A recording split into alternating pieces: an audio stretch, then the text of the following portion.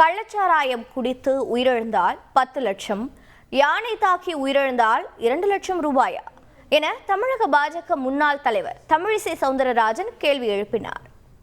யானைப்பானுக்கு 2 லட்சம் ரூபா தான் அறிவிக்கிறதா கேள்விப்படுறாங்க. அது கள்ளச்சாராயமாக இருந்தால் 10 லட்சம் கிடைக்கும். கள்ளச்சாராயம் குடிக்கிறவங்களுக்குனா 10 லட்சம் கிடைக்கும்.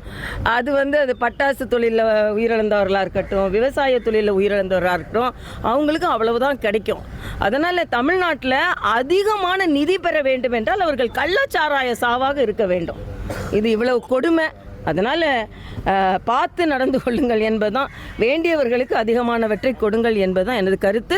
விஜய் விவசாயிகளை அழைத்து விருந்து கொடுத்துருக்காரு, தொடர்ந்து மக்கள் பக்கமாக வச்சுருக்காரு. அதை பற்றி உங்களுக்கு கருத்து இல்லை? அவர் நடவடிக்கை எடுக்கிறார், பார்க்கட்டும். நம்ம பார்த்துட்டு சொல்லுவோம். விவசாயிகளை கூப்பிட்டுருக்காரு, நம்ம யாரெல்லாம் கூப்பிடுறாரு, யாருக்கெல்லாம் செய்கிறாரு, அது உண்மையான நடவடிக்கையா ஷூட்டிங்கா, அதெல்லாம் நம்ம பார்த்து தெரிஞ்சுக்கலாம். செய்திகளை உடனுக்குடன் தெரிந்து கொள்ள உடனே சப்ஸ்கிரைப் பண்ணுங்க.